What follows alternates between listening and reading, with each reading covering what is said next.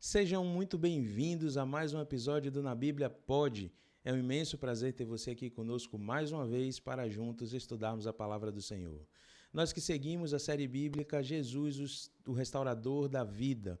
E nós já aprendemos algumas lições até aqui. Hoje nós vamos estudar a lição de número 5, que tem como título Jesus e a Salvação. Mas nós já aprendemos sobre as Escrituras, sobre o amor divino, sobre a oração, e nós vimos o que a Bíblia tem a falar a respeito desses temas que são muito importantes na caminhada cristã.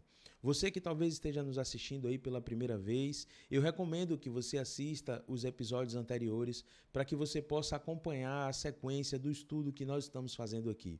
E você que já nos acompanha, se por acaso ainda não é inscrito neste canal, inscreva-se, ative o sino de notificação para que você não perca nenhuma programação postada aqui no YouTube e também nos siga lá no Instagram, @adventistaslauro de Freitas e @nabibliapod.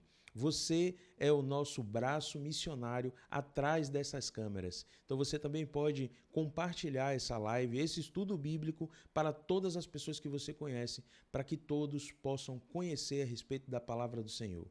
O tema que nós vamos estudar hoje é um pouco mito, um certo paradigma, porque existem muitos conceitos a respeito da salvação. Algumas pessoas dizem que uma vez salvo, salvo para sempre. Outras pessoas dizem que nós não, as nossas obras, a própria Bíblia diz que as nossas obras não nos habilitam, né, à salvação.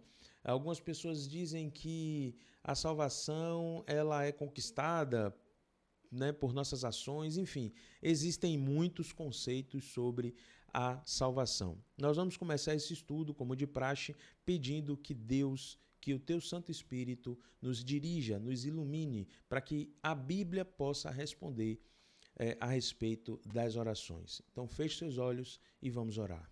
Pai querido, Pai amado, nosso Senhor, te agradecemos, Pai, pela oportunidade que temos nesta noite de estudarmos a Tua Palavra. Que o Senhor nos abençoe nesta noite, que aqueles amigos que estão estudando a Bíblia através desta live, que estão do outro lado desta câmera, através de um celular, de um computador, de um tablet, seja ele em casa, no trabalho ou até no trajeto, que o Teu Santo Espírito fale aos teus corações e que o Senhor possa também realizar os desejos dos seus corações de acordo com a Tua vontade, mas que saiamos daqui tendo pleno conhecimento sobre o que a Bíblia diz a respeito da salvação. Te oramos por Jesus. Amém. Nós vamos começar a introdução do tema com uma parábola. A parábola da ovelha perdida, né, que está lá relatada em Lucas, capítulo 15, verso 3 a 7, e diz assim a palavra do Senhor: Então lhe propôs Jesus esta parábola. Qual dentre vós é o homem que, possuindo 100 ovelhas e perdendo uma delas, não deixa no deserto as 99 e vai em busca da que se perdeu, até encontrá-la? Achando-a, põe-na nos ombros, cheio de júbilo. E, indo para casa, reúne os amigos e vizinhos e dizendo-lhes: Alegrai-vos comigo, porque achei a minha ovelha perdida. Digo-vos que assim haverá maior júbilo no céu por um pecador que se arrepende do que por 99 justos que não necessitam de arrependimento. Interessante isso aqui, não é que Deus está desconsiderando, ou Jesus aqui está tratando de forma menor as 99 ou os 99 que já estão salvos, né? Mas Deus não quer que ninguém se perca, como diz lá em 2 Pedro, né? Ele não é tardio, ele é longânimo, né? Porque ele não quer que ninguém se perca. Ele não está demorando de voltar, ele está dando tempo suficiente para que nós aceitemos a ele. Se você que está aí do outro lado ainda não aceitou a Cristo como Senhor e Salvador da sua vida, saiba que ele está esperando você. Ele está de braços abertos. Assim como a parábola do filho pródigo, que nós já lemos aqui em outra ocasião, a parábola das ovelhas perdidas é sobre você. E Deus está correndo atrás de você. Ele deixou as 99 no aprisco, que já entenderam, que já aceitaram, estão ali de certa forma seguras, mas ele quer você também. Ele vai em busca daquele que não está seguro nesse mundo. que está perdido nesse mundo, para que ele possa estar com o Senhor Jesus e as 99 ovelhas seguras no aprisco. Então essa parábola é sobre nós, essa parábola é sobre eu e você, que quem sabe você ainda não entendeu, né, que nesse mundo não tem mais nada para você. Então essa é uma parábola muito forte que apresenta que Jesus está preocupado, sim, com todas as pessoas. Ele não quer que ninguém se perca, ele não quer que ninguém pereça. A paz de uma ovelha está no cuidado do seu pastor. Jesus contou a história de um pastor de ovelhas que amava muito o seu rebanho. Ele sentiu a falta de uma das suas ovelhas, de uma das suas 100 ovelhas, que conhecia individualmente. Uma delas estava faltando e corria perigo, então ele prontamente deixou as 99 e a salvo e partiu em busca da que estava perdida. Jesus, ele sai em busca daquela que está perdida, porque ele quer, como eu disse, estou sendo redundante, mas o óbvio precisa ser dito, Jesus quer salvar você. Interessante que, numa ocasião, eu conversando com um irmão e a gente falando sobre debate bíblico, e eu lembrei da frase de Rodrigo Silva. Ele disse a um ateu que ele não queria, o ateu estava ali disposto para um debate, para refutar todas as verdades trazidas pelo Rodrigo Silva a respeito da Bíblia, da criação ou até mesmo da ciência. E Rodrigo Silva vira para ele e disse: eu não quero ganhar um debate, eu quero ganhar o seu coração. Deus quer ganhar o seu coração através de mim. E eu faço minhas as palavras do Rodrigo Silva. Eu não quero ganhar um debate. Não importa quem está certo. O que importa é que a Bíblia está certa. O que importa é que Jesus está certo. E ele quer ganhar o seu coração. E ele tem usado esse instrumento, este canal, para comunicar a você a respeito das verdades bíblicas. Mas vamos então para a primeira questão sobre Jesus e a salvação. Qual é a consequência do pecado? Primeira pergunta: qual é a consequência do pecado? Doença? Solidão? Morte?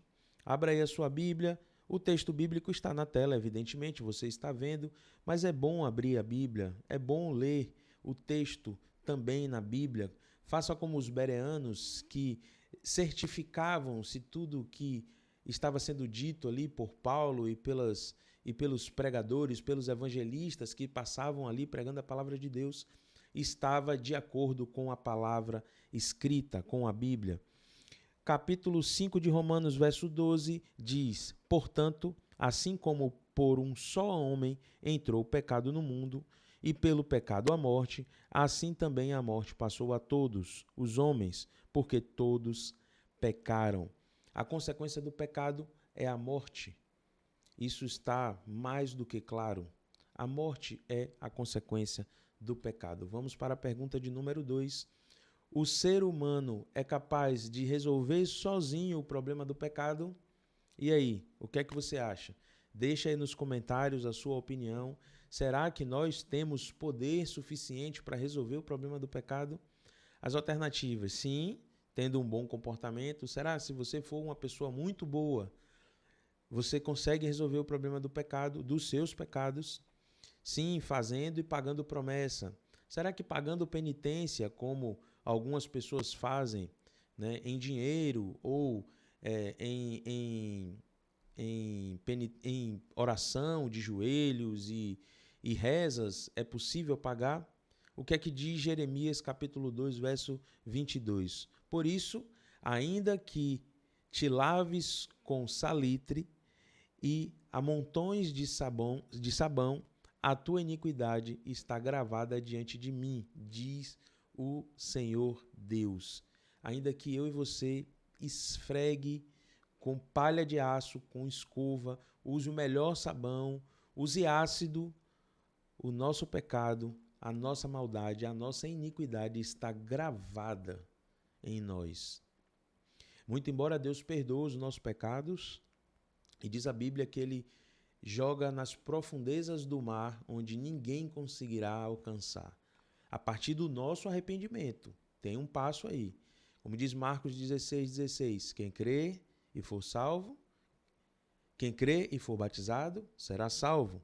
Quem, porém, não crê já está condenado, tem uma condição, crê. Né? Pedro vai dizer, arrependei-vos.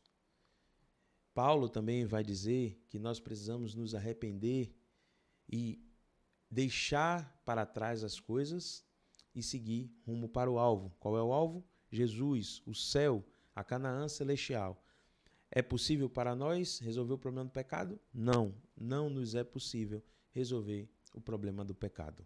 Vamos para a questão de número 3. Como Deus então resolveu o problema do pecado? Enviou o seu filho? Mudou a lei, como algumas religiões fizeram? Ignorou o mal? Romanos 5, 17 a 19 diz o seguinte: se pela ofensa de um e por meio de um só reinou a morte, muito mais os que recebem a abundância da graça e o dom da justiça reinarão em vida por meio de um só, a saber, Jesus Cristo. Pois, assim como por uma só ofensa veio o juízo sobre todos os homens para a condenação, assim também, por um só ato de justiça veio a graça sobre todos os homens para a justificação que dá vida. Verso 19. Porque como pela desobediência de um só homem, muitos se tornaram pecadores, assim também por meio da obediência de um só, muitos se tornarão justos, somente por teu Filho. De João 3,16, e Deus amou o mundo de tal maneira que deu seu Filho unigênito para que todo aquele que nele crê não morra, mas tenha vida eterna, ou não morra, seja salvo. Somente através de Cristo, Deus resolveu o problema da salvação enviando o seu Filho, para que eu e você pudéssemos ter vida e vida em abundância. Questão de número 4. Como somos justificados e salvos? É pelas obras? Pelas penitências? Pela graça mediante a fé?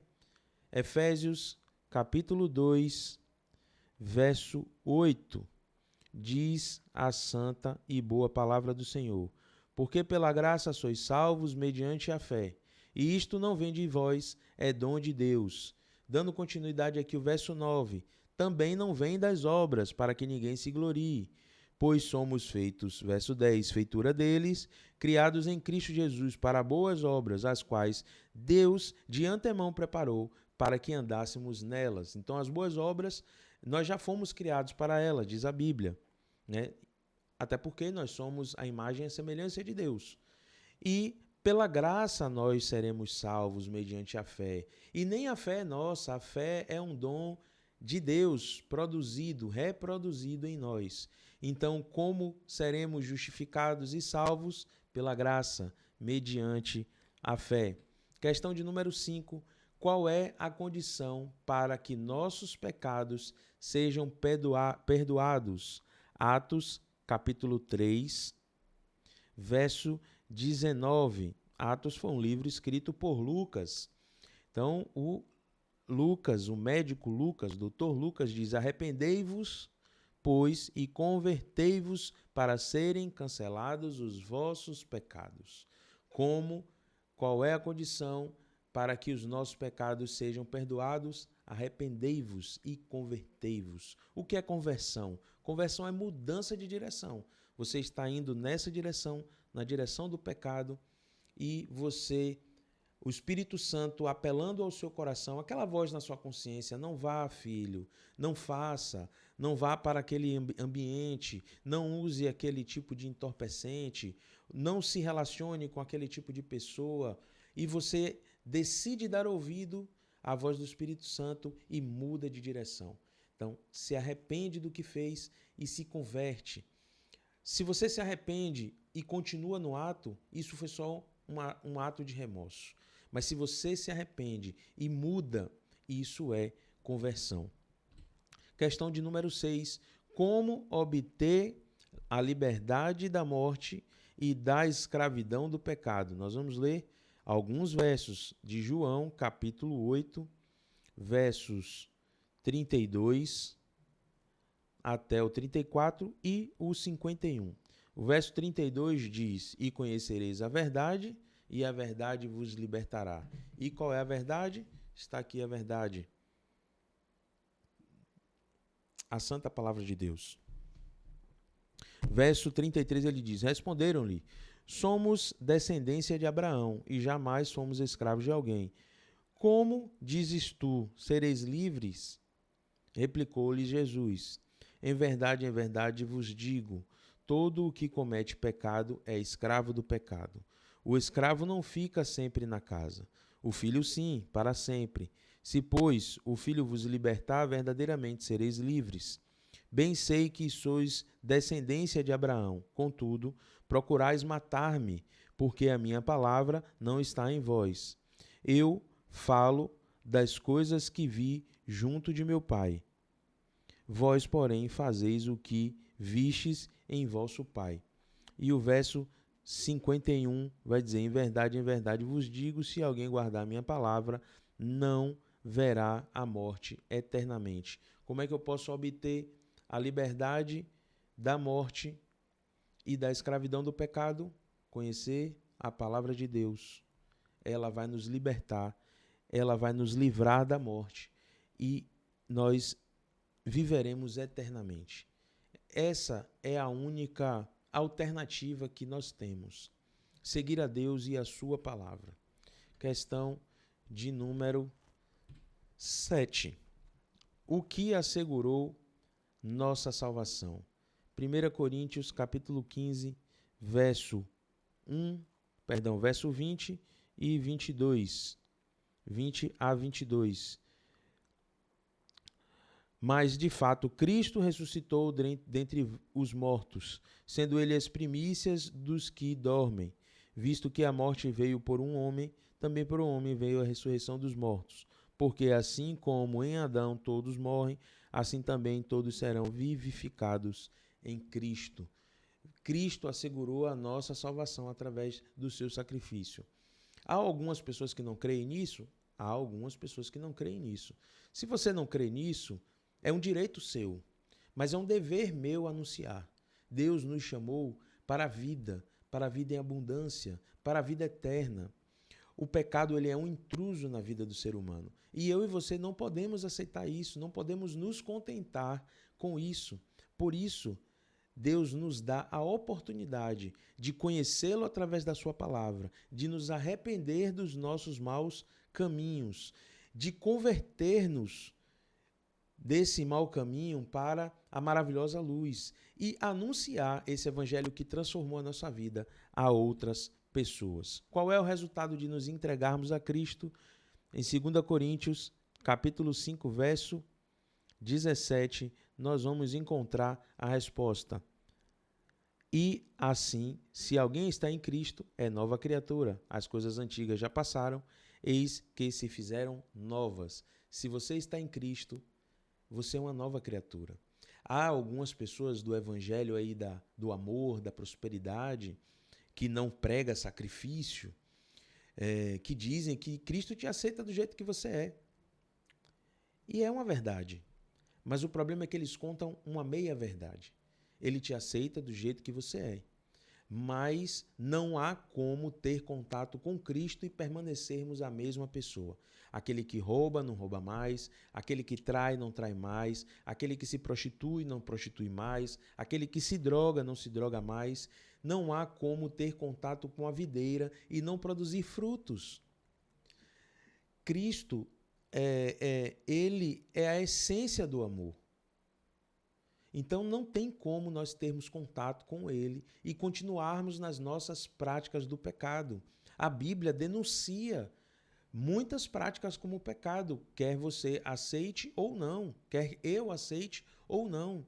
Deus não precisa de advogado, Deus precisa de proclamadores.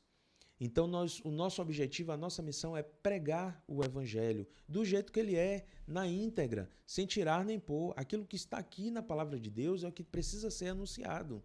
Então, se está escrito aqui que o dia de guarda é sábado.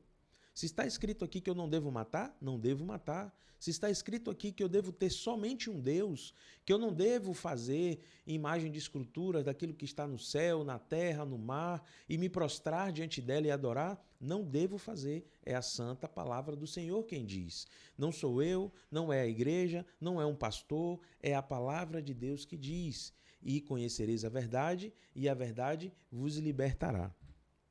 Pergunta de número 9. Qual é o resultado do perdão divino? Perfeito isso. Tendo sido, pois, justificados pela fé, temos paz com Deus por nosso Senhor Jesus Cristo. Então, Deus perdoa os seus pecados e você sente uma paz. Quando eu decidi ser batizado há 7 anos atrás, eu ficava me perguntando como seria. E os meus amigos, Senhor, será que eles vão me aceitar sendo cristão? E meus pais, que não são cristãos, né? Meu pai não é cristão e minha família também não era, são cristãos católicos, mas acreditam em uma outra verdade, né? Que não a que eu creio que está na Bíblia. Como é que vai ser tudo isso? E eu digo a você que no momento em que eu mergulhei nas águas batismais, eu então senti uma mudança em meu coração, uma mudança tão forte que é inexplicável. Eu só sei que eu levantei e meu coração estava cheio de alegria e eu sorria e chorava ao mesmo tempo e abraçava as pessoas que estavam ali. E claro que o batismo ele não garante a salvação. O batismo é uma demonstração pública, né, de quem nós servimos, e eu sirvo ao Senhor Jesus, mas ele é o primeiro passo, é a certidão de nascimento para a caminhada à Canaã celestial. Nós vamos então aqui para a última questão. Se você concorda com os textos bíblicos a seguir, marque os espaços com a letra C. Coloca aí nos comentários, manda aí no chat. Todos pecaram e carecem da misericórdia de Deus, diz Romanos 3, verso 23. Sim, todos nós pecamos e carecemos da misericórdia de Deus. Quanto a mim, confio na tua graça, que o meu coração se alegre na tua salvação, diz o Salmo 13, 5. Nós confiamos, devemos confiar na graça de Cristo, que é quem produz a nossa salvação. Estamos caminhando para o final e aqui está o nosso compromisso de fé desta noite. Após o estudo de hoje, desejo convidar Jesus para ser o meu Salvador pessoal. Diz aí, você aceita Jesus como Senhor e Salvador da sua vida? Responde aí no chat. Manda uma mensagem lá no Instagram. Magno, eu quero ser salvo. Magno, eu aceito ser salvo por esse Jesus que sacrificou a sua vida por mim. Responde aí. E nós vamos orar daqui a pouquinho por sua salvação, por sua entrega, por sua conversão. Nós vamos também deixar aqui alguns textos, mais alguns textos a respeito da salvação. Então você pode pausar essa live depois que nós concluirmos, anotar esses versos, esses textos, esses capítulos e meditar. Eles vão falar sobre a salvação também, né? E você pode aí ter o dever de casa até o nosso próximo encontro, que será no domingo. E é isso. Nós vamos já orar, mas eu não posso concluir esse nosso estudo sem falar ao seu coração nesta noite. Entregue o seu caminho ao Senhor. Confia nele e o mais ele fará, diz a santa e perfeita palavra do Senhor. A salvação é para todos. Todos nós, apesar de sermos pecadores, mas não estava no plano original de Deus que nós sofrêssemos as mazelas do pecado. E por isso, ele, mesmo não tendo sido o gerador do mal, do pecado, ele nos deu livre-arbítrio para escolher, mas ainda assim ele enviou aquilo que tinha de mais precioso no céu, unigênito. Sabe o que significa a palavra unigênito? É o único daquela espécie. Jesus é único. Ele veio para a terra como 100% Deus e 100% homem. Foi destituído do seu poder, da sua glória e da sua majestade e sofreu tudo e todos os pecados que nós poderíamos sofrer. A Bíblia diz que todos os nossos pecados recaíram sobre ele. Aquela cruz era leve diante de todos os pecados da humanidade. Eu vi esses dias na internet um jovem falando que ele não pediu para que Jesus morresse por ele. E de fato, você e eu não pedimos, mas ele morreu mesmo assim. Se só existisse você a ser salvo, ele viria e morreria e faria tudo do jeito que ele fez para que você seja salvo. Os dias estão findando. A Bíblia diz, ao estudarmos as profecias bíblicas, é claro, é nítido ver que a história desse mundo está próximo de ter o seu desfecho. E ele está à porta do seu coração, batendo, convidando a você não só ouvir, mas abrir a porta e permitir que ele entre e que ele arrume a sua casa e que ele sente com você e que ele ceie com você. Esse é o meu apelo, que você abra a porta do seu coração e que você decida hoje ter Jesus como Senhor e Salvador da tua vida. Vamos orar. Querido Deus, Pai Santo, te agradecemos, Senhor, pelo imenso privilégio de estudar a tua palavra e de ver na Bíblia que a salvação foi planejada para nós e que o Senhor entregou o bem mais precioso para que pudéssemos ter vida em abundância. Por favor, Pai, que teu Santo Espírito nos ajude a tomar a melhor decisão. Em nome de Jesus. Amém. Ficamos por aqui. Eu agradeço a sua presença mais uma vez e nos encontraremos no domingo às 18 horas para a lição de número 6. Compartilhe essa live com todas as pessoas que você conhece. Compartilhe esse estudo bíblico para que todas as pessoas possam conhecer mais de Cristo. Que Deus te abençoe e lhe conceda uma excelente noite, em nome de Jesus. Amém.